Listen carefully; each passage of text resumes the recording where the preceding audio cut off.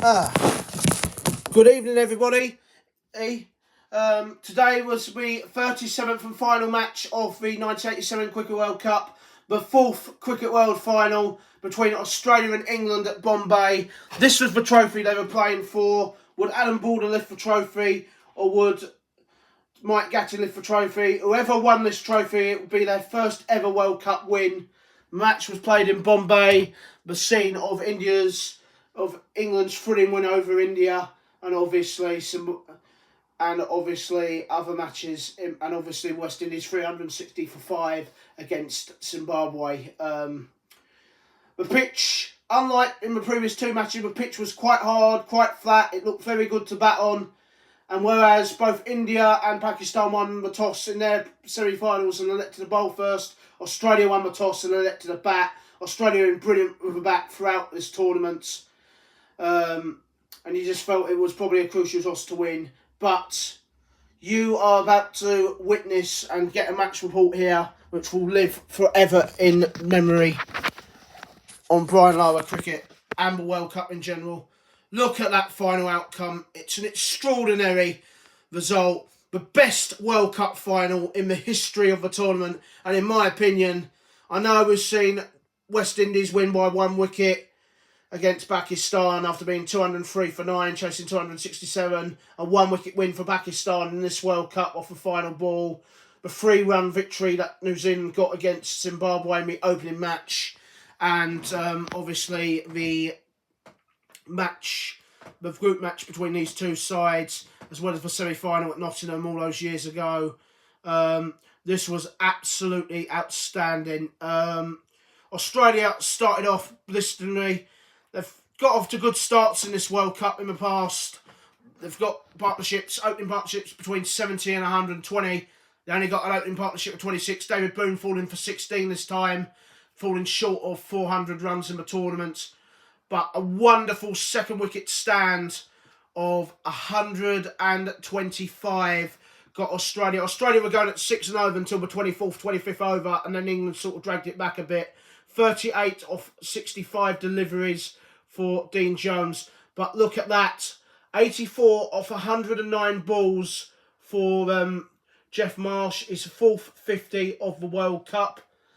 His fourth score 50 or more in the World Cup. Taking him, that final score of 84 took him to 488 runs and made him the leading run scorer for a couple of hours anyway. 14 for Graham McDermott, who was promoted to number 4, 14 off 16 deliveries. 31 off 50 deliveries for the captain, Alan Border, who batted very sensibly. 43 off 40. Another nice little cameo for Mike Folletta. He's played brilliantly in his last two matches. I think he got 37 against Pakistan. He's got 43 not out off 46 deliveries. 5 for Steve Waugh off 4 deliveries not out. 253 for 5 for their 50 overs. But they probably should have got 280, 290 the way they started off. Bowling figures. He bowled 8 overs for 44. Graham Gooch 1 for 44 from his 8 overs. Once again, steady performance from John Embry, but he didn't get a wicket. 0 for 44. 1 for 33 for Gladstone Small. I mean, both Gladstone Small and Phil de Freitas went for 77 runs in the first 10 overs. Even though Gladstone Small took the wicket of David Boone, they were going at 7 and over, and it looked like they were going to get a big score. They dragged it back economically. Neil Foster continuing a fantastic tournament. A solid tournament with 1 for 38 from his 10 overs. And Eddie Hemmings following up his 5-wicket haul with 2 for 48 from his 10 overs. Solid performance again. I think he's ended the tournament with something like 14 wickets. We'll have a look at that in a moment. But the response from England was... This is what made this match. England's response was absolutely fantastic. They didn't get off to a good start. They were 24 for 2. A duck for Tim Robinson, 18 for Bill Affey. Then a wonderful partnership of 109 got England right in control of the match. 41 for Mike Gattin off 66 deliveries. He was absolutely superb. Then he was out to an absolute horrendous reverse sweep off Alan Border, who came on and bowled and got the captain, but you felt that was a key wicket. A 650 in 8 innings for Graham Gooch. Only the second batsman to go past, the second batsman in Cricket World Cup history to go past the 500 run mark. His 75 of 105 deliveries was absolutely brilliant, and you felt that if he stayed in, he was going to win the World Cup for England. 650s in 8 innings, stunning, really. And one of them was 100 against India. His 4th 50 in a row in this tournament. But at 75, he got an LBW decision from O'Donnell. O'Donnell bowled a quicker delivery. He was plumb in front. And all of a sudden, at 170 for 4, England, the gout started to creep in what was an unbelievable last 15 overs. The 15 overs, the tension in the ground was unbelievable. 519 runs for Graham Gooch. Like I said, 15 runs shy of the record which Glenn Turner hit. 534 runs in England in 1975, and he did that in just 7 matches. Wonderful effort from Graham Gooch, only the second batsman to hit 500 runs in a World Cup tournament. And then all of a sudden, there was 9 for Phil Downton, 10 for John Embry, and wickets started tumbling. Then Steve Waugh bowled. There was a 2-over spell from Steve Waugh. Steve Waugh and leading wicket taker Craig McDermott bowled the final 10 overs. Steve Waugh bowled 4 wides, 1 ball. 4 balls later, he had Alan Lamb dropped by David Boone on 44. And you just felt with David Boone having done damage to Australia twice before and his record against Australia, you felt like that was the moment gone for Australia. 5 balls later, he was stunningly run out by Simon O'Donnell. Mass confusion between him and Phil de Freitas. Phil de Freitas tried to stand him back as they went for a second run. And Simon O'Donnell, a wonderful direct hit, and he was out for 45 off just 59 deliveries. And the game, from that moment, that was 219 for 6. And all of a sudden, the game just turned, well, that was 220 for 7, sorry. The game just turned. De Freitas 16 off 13 deliveries, tried the hard. They needed 50 off the final 10 overs and 20 off the final 5 overs. And they only conceded 13 runs, or 12 runs from those final 5 overs. It was stunning bowling from Steve Waugh. And they needed 15 off a final over from Craig McDermott. Remember, it was Bruce Reid, which bowled the final over, which Alan Lamb hit for 16 off just 3 deliveries in that group stage match in Ahmedabad. McDermott, 21 wickets in the tournament, equaling the record that Mike Hendrick set in 1979 for England. Was never going to concede that. He only conceded 7 runs off the final over and 6 not outs for Neil Foster and 1 not out for Gladstone Small. England batting their full 50 over for 246 for 8 and just falling agonisingly short. They had the run chase. They had 70% of that run chase and they just fell at the final hurdle. 1 for 51 for Craig McDermott. 21 wickets in the tournament, leading wicket taker. 2 for 37 for Alan Balder. He was expensive, but in the end, those 2 wickets were crucial. 2 for 37 for Steve Waugh, moving on to 15 wickets in the tournament. Absolutely superb. But Simon O'Donnell took the crucial wicket of Graham Gooch. 1 for 35, got the crucial wicket of Graham Gooch and run out Alan Lamb. Only 5 balls after Alan Lamb had been dropped. 0 for 27 for Tim May. And 1 for 44 for Bruce Reid, who's recovered brilliantly after being whacked for 68 runs in the opening match against England in Ahmedabad.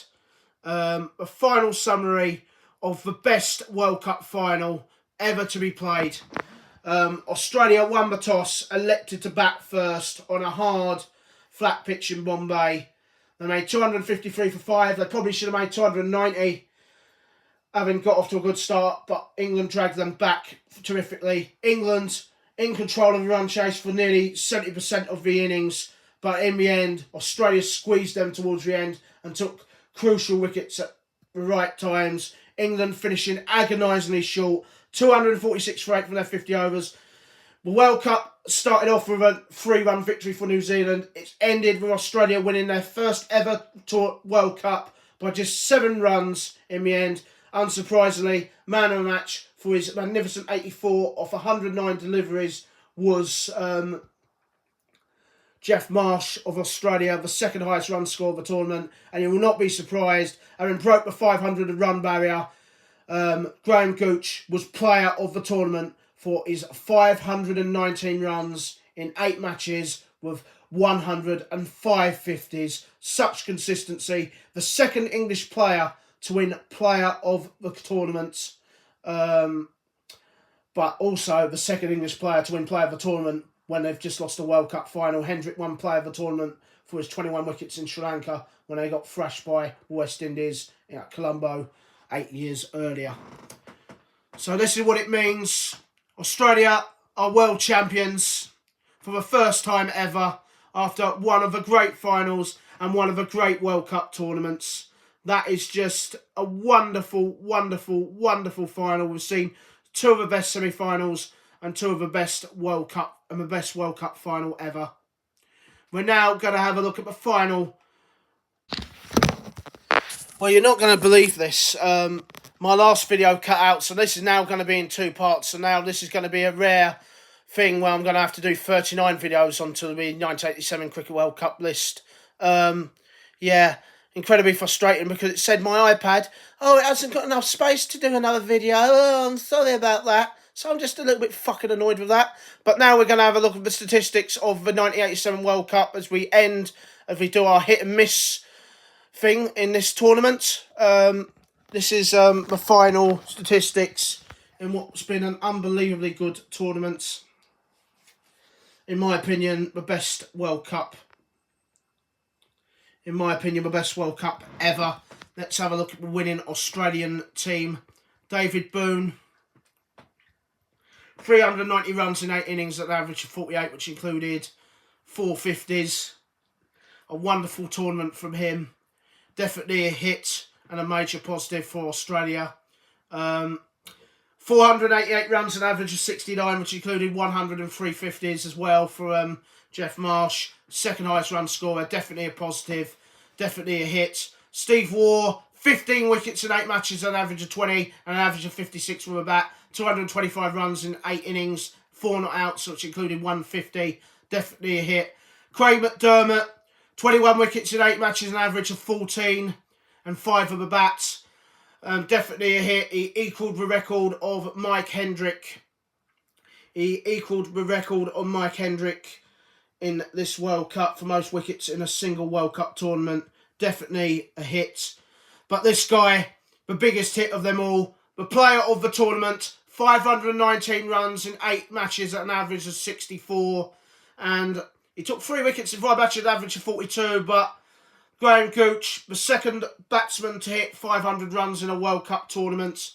Absolutely sensational performance from him and completely deserved player of the tournament. He's the second English player to win player of the tournament, but unfortunately he's also the second English player to win player of the tournament, having lost the World Cup final. This guy was also definitely a hit as well. 373 runs and average 74, which included 3 50s in a row to start off the tournament. 2 not outs, and he took 4 for 3, 4 wickets in 3 matches, an average of 13. Alan Lamb, definitely a positive, but he will be regretting his run out. Had he not got run out, I'm pretty sure England would have won that World Cup final. Absolutely sensational performance from Alan Lamb. Didn't have a great tournament overall. Was alright. I'd say neither hit or miss. Phil de Freitas, 19 with a bat and 22 with a ball, 10 wickets in 8 matches. Wasn't really a consistent wicket taker, to be honest with you. He bowled economically. His economical rate was pretty good. But overall, he didn't do the wickets, didn't take as many wickets as he would have liked. This guy got better as the tournament progressed. 13 wickets in 6 matches, an average of 17 for Eddie Hemmings. He had a really good tournament. Didn't get an average with a bat. But that 5-wicket haul he got against India will live long in memory.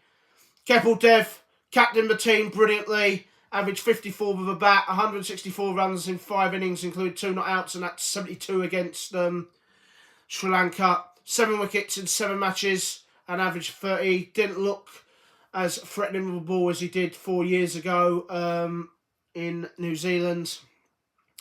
But captained the team superbly well in this World Cup for India. Manchur Parikpar took 12 wickets in 7 matches and averaged 23 and got 7 with a bat. He had a pretty okay tournament, but you take away his 4 for 19 against Zimbabwe, where he looked unplayable and he looked at times a little bit lost on occasions. As for New Zealand now, 202 runs at an average of 33 for Geoff Crowe, and 2 wickets in 2 matches, an average of 34. I'd say he wasn't really much of a hit this tournament. Was inconsistent, 150 in 6 innings. Got starts but didn't go on and get too much. Felt he captained the side okay, but it wasn't really a great New Zealand side. As for Woody Watson, 7 wickets in 6 matches, an average of 30 and 8 with a bat. Yeah, I'd say he had a disappointing tournament. Didn't really look like he was going to get too many wickets in conditions that didn't really suit him. He tried his hardest, but yeah, not a major positive tournament for him. This guy had a wonderful tournament. 403 runs, an average of 67, which included a brilliant 100 in a losing cause against Australia in that semi-final. 67 average with a bat in 403 runs and 7 innings, averaging 67 with a bat. Absolutely superb performance from Salim Malik, and 6 wickets in 5 matches at the average of 22. What a performance he had. He ended up the 3rd highest run scorer in the World Cup. First Pakistani batsman to go past the 400 run barrier. Imran Khan, what a tournament he had. Averaged 30 with a bat and 13 with a ball. 2 50s as well. His 58 of 54 deliveries against Australia really gave Pakistan some hope in that epic semi-final at Calcutta. 183 runs in 6 matches and 15 wickets in 6 games. He didn't bowl against Zimbabwe because we thought his shoulder injury was playing up. But what a tournament he had, and he captained the side brilliantly. Pakistan were awesome throughout this World Cup and came unstuck against a brilliant Australian side. Aduna Ranatunga, 232 runs at an average of 77 in 5 innings, which include 2 not outs and 2 50s, and 3 wickets in 2 matches, an average of 25. He had a solid tournament. He's definitely one for the future for Sri Lanka. Vayaten John was the main wicket taker in this World Cup, but for Sri Lanka, but he wasn't picked. He took the first ever hat-trick in World Cup cricket. It was down to Ravi Ranekar. He had a dismal tournament. 5 wickets in 6 matches, an average of 51, an average 10 with a bat. Disappointing, and that's why Sri Lanka had a disappointing tournament as well. They need to improve in 4 years' time in Australia in conditions that definitely ain't going to suit them. They've had a disappointing tournament here in India in conditions that you felt would have suited them. Having done so well when they hosted the tournament in 1979, we felt that they could be dark horses. In the end, they were basically also runs in this tournament. West Indies star players. He got 4 50s in a row towards the end. He didn't become the first batsman to get 400s in 4 World Cups, but Vivian Richards, 328 runs, an average of 54, and 1 wicket in 3 matches, an average of 48. But it's his batting. His brilliant 93 against Australia will live on in my memory, even though West Indies lost that match monumentally.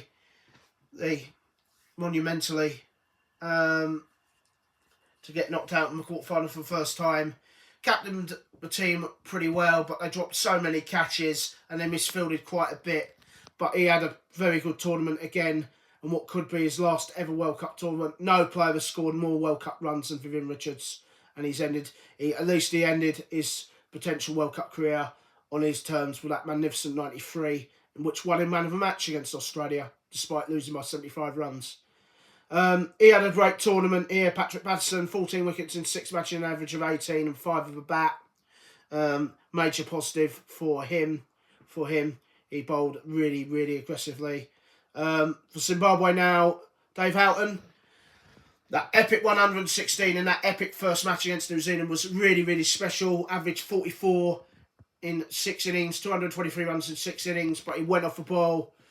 He got 50 against them, Rebel South got 11, but he went off the boil in his last 4 matches. His average at one stage, I think, was about 100, and his average ends up with 44. It's a solid average, but it's not. I'd say he had a positive impact on the tournament to start off with, but he faded away. And probably the most disappointing player of the tournament, Tricos, 4 wickets in 5 matches, an average of 55 for John Tricos, the off spinner, an average of 13 with a bat. I'd say it was definitely a miss in this tournament. So you have a look at the averages. Yeah, batting has been pretty good, and bowling at times has been, well, it's been okay. So that is the roundup of the 1987 World Cup. Graham Gooch winning player of the tournament. What a tournament it's been here. It's been the best World Cup tournament of all time, in my opinion. India have been fantastic hosts. Congratulations to Australia, the 3rd country to lift this magnificent tournament. Congratulations to Alan Bald and the team. That's it for me. Everyone here, I'd like to thank everyone here in India on playing the World Cup here on Brian Lower Cricket and PlayStation. It's been the best World Cup tournament ever, with the best World Cup final ever, and the 2 of the best semi-finals ever. And in the end, it's Alan Balder who lifts the 1987 Cricket World Cup. Australia will be hosting the next World Cup in 1991. We'll see you in Australia in 4 years' time. But until now, it's goodbye from me, and congratulations to Alan Balder and the Australian cricket team, their first ever World Cup triumph.